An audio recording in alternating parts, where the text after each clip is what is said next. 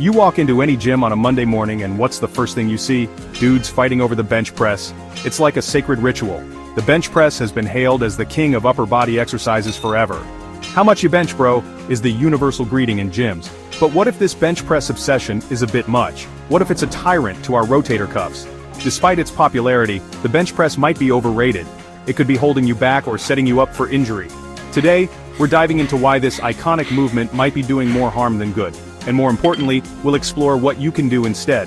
We're going to look at the good, the bad, and the ugly of the bench press. Is it time to dethrone the king? Let's get into it. The bench press isn't just an exercise, it's practically a religion. Walk into any gym and it's the centerpiece. It's the lift that defines your lifting career. How much do you bench? This obsession, where does it come from? It's a compound movement hitting the pecs, front delts, and triceps. You feel a pump, see development, and get hooked on that feedback. Plus, it's measurable. Add a plate, hit a PR, it's addictive. The bench press is one of the big three lifts in powerlifting. Seeing monsters lift ungodly weights is inspiring. It creates this aura that to be strong, you must bench. It's a rite of passage. Beyond the practical, there's a psychological component. It feels alpha. Pushing heavy weight off your chest is a display of raw power. It's a spectacle of performance and a huge ego boost. The gym hierarchy often reveres the heaviest benchers. This social dynamic perpetuates the bench press's status. Pop culture reinforces this image. Movies and TV show heroes benching. But just because something is popular, does it mean it's optimal? Popularity doesn't always equate to efficacy or safety. The bench press's history is interesting. Early strongmen did various pressing variations. The modern bench press solidified with powerlifting's rise. It's a specialized lift for a specialized sport, yet adopted universally. We've established why it's worshipped: perceived effectiveness, measurable progress, competitive spirit, cultural reinforcement, and ego. It's easy to see how it climbed to the top. But is this king truly benevolent, or are we paying a hidden price? Just because it's been done this way for a long time, doesn't mean we shouldn't question it. That's what critical thinking is about, especially with our bodies and training. Let's get into the nitty-gritty. The bench press can be unbelievably shoulder unfriendly. How many guys complain about shoulder pain? Many are religious bench pressers. The mechanics of the bench press can compromise the shoulder joint. Most people lack the necessary mobility for safe bench pressing. Rounded shoulders, tight pecs, weak upper back, a recipe for disaster. This leads to shoulder impingement, bursitis, and rotator cuff tears. People compensate with poor positioning, flaring elbows, and rolling shoulders. It's a slow burn towards chronic pain. Ego lifting is rampant with the bench press. Guys get obsessed with numbers, lifting too heavy, form breaks down, leading to injuries. The body sacrifices joint integrity to move the weight. The chest might not even be the prime mover anymore. Another issue is the bench press's limited carryover to real-world strength. You're lying on a bench, not challenging core stability. Compare that to push-ups or dips, which require more coordination. These movements build functional strength. The bench press can create strong pecs on a dysfunctional foundation. Anatomy matters. Long arms mean a greater range of motion, often into vulnerable positions. Narrow rib cages or shallow chests can stress shoulder joints. The bench press isn't one size fits all. The high risk of shoulder injury, ego lifting, limited carryover, and anatomical limitations make a strong case against the bench press. It's a tool often misused, with significant consequences. If the bench press is a minefield, what's a lifter to do? Give up on chest day? Hell no. There are fantastic alternatives to build a strong chest and triceps.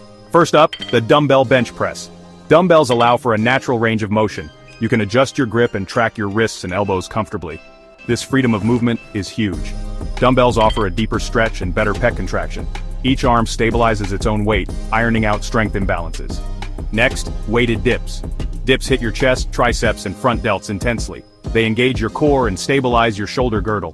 Form is crucial with dips to avoid shoulder stress. Incline press targets the upper chest, often underdeveloped.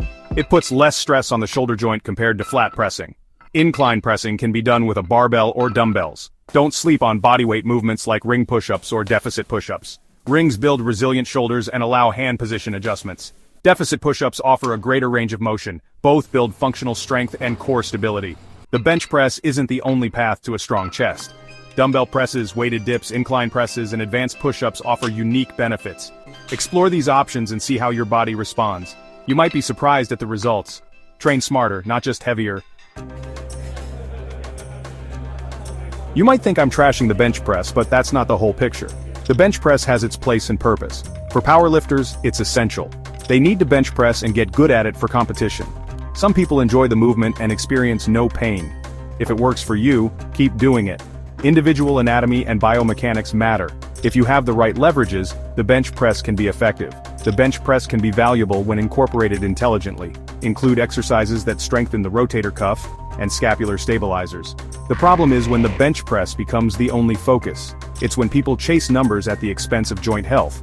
The bench press shouldn't exist in a vacuum. Think of it like a powerful tool, effective in skilled hands, dangerous in novice hands. The takeaway isn't to demonize the bench press, it's to encourage a critical and individualized approach. Understand its benefits and drawbacks. It's one exercise among many, not the undisputed king. If you include it, ensure your technique is dialed in. Prioritize shoulder health and listen to your body. Consider variations like close grip bench press. The bench press can be part of a solid strength-building arsenal. The key is context, proper execution, and understanding it's not the only way. Make informed decisions that align with your goals. Is the bench press truly overrated? The answer isn't simple. It's nuanced and depends on context and the individual. If your entire program revolves around the bench press, it's overrated. You're likely neglecting other aspects of development and risking injury. However, when used smartly, it can be effective. The real issue is the culture surrounding it, the ego-driven obsession. Your training should serve your goals and long-term health. If the bench press fits, great. If not, modify or eliminate it. Think about what you're trying to achieve. For powerlifters, it's essential. For general strength, it's one option. It's about individualization. Some thrive on benching, others don't. Listen to your body and be willing to deviate from the norm. The final verdict isn't a blanket condemnation or endorsement, it's a call for critical thinking. Don't bench press just because everyone else is. Understand the mechanics, risks, and alternatives. Make informed decisions. If you bench, do it well with impeccable form. Warm up thoroughly and include prehab and rehab work. If the bench press isn't for you, that's okay. There are many effective exercises for building strength and physique. The goal is longevity in lifting. The power lies in knowledge and intelligent application. The bench press, it's a titan of the gym, but maybe it's time we looked at it with fresh eyes. If you've been grinding away on the bench for years, chasing that elusive number, and your chest development is still lagging, or your shoulders are constantly barking at you, well, maybe it's not you, maybe it's the exercise, or at least how you're approaching it. Perhaps it's time to seriously rethink your strategy and explore some of these alternatives we talked about. The goal here isn't to just bash a popular lift, but to get you thinking, to encourage you to protect those valuable shoulder joints because trust me, you'll miss them when they're gone. It's about training smart, not just mindlessly chasing heavy weights. There are so many ways to build a strong, impressive physique, and the bench press is just one piece of a much larger puzzle. Find what works for body, what keeps you healthy, and what gets you closer to your actual goals. If this video gave you some food for thought, if it helped you rethink your approach to chest day or upper body training in general, do me a favor. Drop a like, hit that subscribe button for more deep dives like this, and definitely comment below. I want to hear from you. Do you still bench press regularly? Or have you found better, more shoulder-friendly options that are delivering the goods? Share your experiences. And as always, keep lifting with intention, keep learning, and keep getting stronger safely. Host, if you've been benching for years and still can't build a solid chest, maybe it's time to rethink the strategy. Try the alternatives. Protect your shoulders. Train smart, not just heavy. If this video helped you rethink your chest day, drop a like, hit subscribe, and comment below. Do you still bench? Or have you found better options? And as always, keep lifting with intention.